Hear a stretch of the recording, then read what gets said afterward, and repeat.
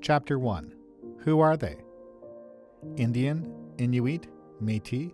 According to the Canadian Constitution, there are three Indigenous peoples in Canada: Indians, Métis, and Inuit. The stereotypes in the images you see on screen are not representative. Not all Indians wear headdresses or have high cheekbones and look this stoic. Not all Métis play the fiddle and have a mustache like Louis Riel. And not all Inuit wear sealskin clothing and build igloos.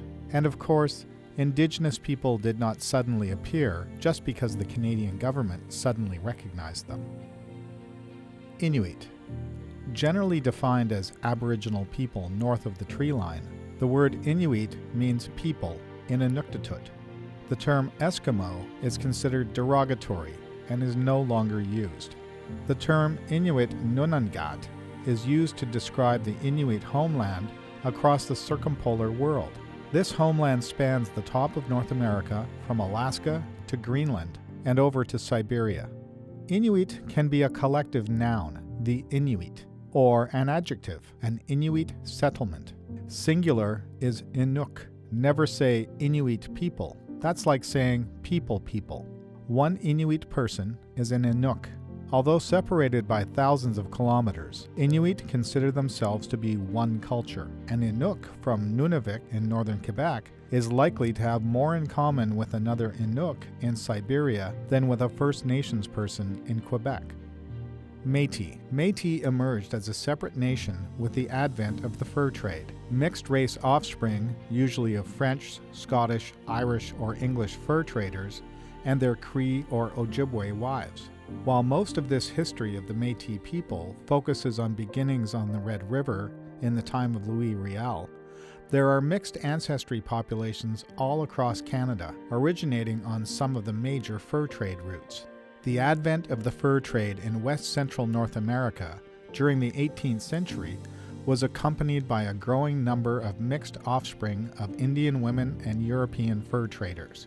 As this population established distinct communities separate from those of Indians and Europeans and married among themselves, a new Aboriginal people emerged, the Métis people, with their own unique culture, traditions, language, way of life, collective consciousness, and nationhood.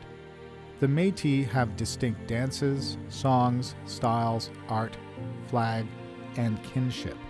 The Métis National Council only acknowledges Métis from Ontario westward, but others exist.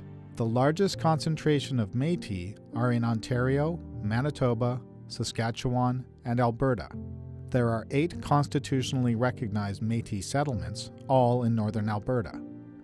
These are represented by the Métis Settlements General Council.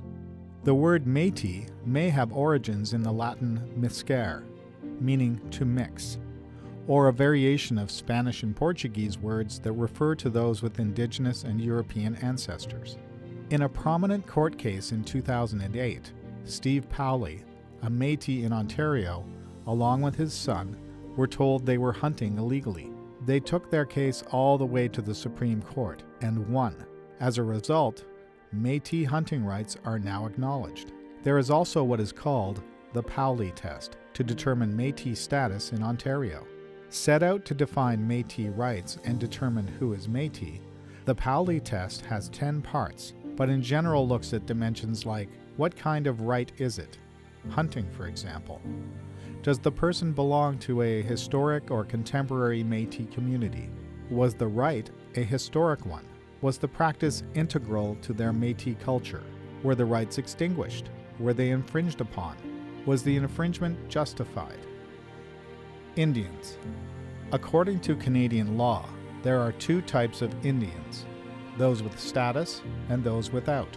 Status Indians are people entitled to have their names on the Indian Register, to be recognized as Indians under the Indian Act, to be entitled to certain legal rights and benefits, and who have a status card. Non-status Indians are individuals who consider themselves Indian First Nation but are not recognized as Indians under the Indian Act because they are unable to prove their status, have lost status, or do not want the government's recognition. Discrimination in the Indian Act was common. For example, Until 1985, if a status Indian woman married a non-status man, she automatically lost her status. This was against the Charter of Rights and Freedoms and was amended in Bill C-31. In reality, Indians will tell you that it's not about how the government has categorized them, but how they have always governed themselves as nations or just peoples. In fact, if you translate many of the words the people have used for themselves in their own language, it often translates as the people. So there have always been Anishinaabe, Ojibwe, Algonquin, Mushkegowuk, Cree, Onkawahani, Iroquois, etc. What difference does all of this make? Is it important to know and distinguish between these peoples or nations? Is it important to know what words to describe them? Yes. What can you call us? Indians? Well, there are already Indians in the world, in India. Columbus mistakenly thought he had found India, so of course called them Indian, but he was mistaken, and we probably shouldn't continue to repeat that mistake. The word Indian is tied to the Indian Act and the Constitution. It's still in use by some elders, and they self-identify with it. How about Native? This is a collective term for all Indigenous people. It is innocuous, but ambiguous. For example, a native of Montreal, plants native to a region, our home and native land, etc. Maybe Aboriginal. This is one of the most common words to describe First Nations, Inuit and Métis people. It is also used in Australia. The Inuit don't really identify with it. Many organizations use this term, but its use is diminishing. Let's try Indigenous. This term is very broad, meaning native to a region. It can be applied to plants and animals as well as people. It is used in many international contexts, for example, UNDRIP. It implies solidarity. Its use is increasing. For example, the Ministry of Indigenous Relations and Reconciliation in Ontario. What about First Peoples? This term is accurate, but can be clumsy in speech. It is not used in everyday language. And then there is First Nation. This term acknowledges nationhood. However, there is no legal definition. It does not apply to Inuit or Métis. It can be confusing, so when in doubt, just ask. Most people will tell you where they are from and the term they want used. Their preference can be broad, as in the terms we've described, or very specific, such as Cree, Mi'kmaq, Anishinaabe, Métis, etc. Watch and listen as Dr. Patricia Montour, a well-respected Haudenosaunee speaker, writer, and teacher, explains some of the issues around language.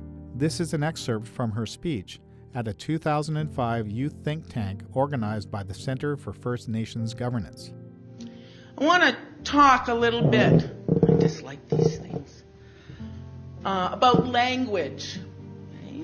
And we had a great debate earlier on. Actually, I've had this great debate in a whole bunch of forums about who are we? What do we call ourselves? You know, are we Aboriginal? Are we Indians? That's the one I like. I'm kind of claiming it back and taking it for my own. Are we First Nations? Are we Native? Are we Indigenous? And on and on and on the list goes. It's one of the first questions students ask me, particularly non-Indigenous students in class. What's the right word? There isn't one. Unless you're going to use Ongwahongwe or Haudenosaunee, if you come from the Six Nations Confederacy. Those are right words. That's who I am. All of those other words, First Nations, Aboriginal, Indigenous, Native, Indian, they're all imposed words. None of them are our words. None of them express who we are. So I'm not going to engage in a debate about which imposition is less wrong. They're all wrong. They're all colonial. They all put you in the position of saying, not I am in a proud, strong way, but I am not really an Indian. I'm really Haudenosaunee.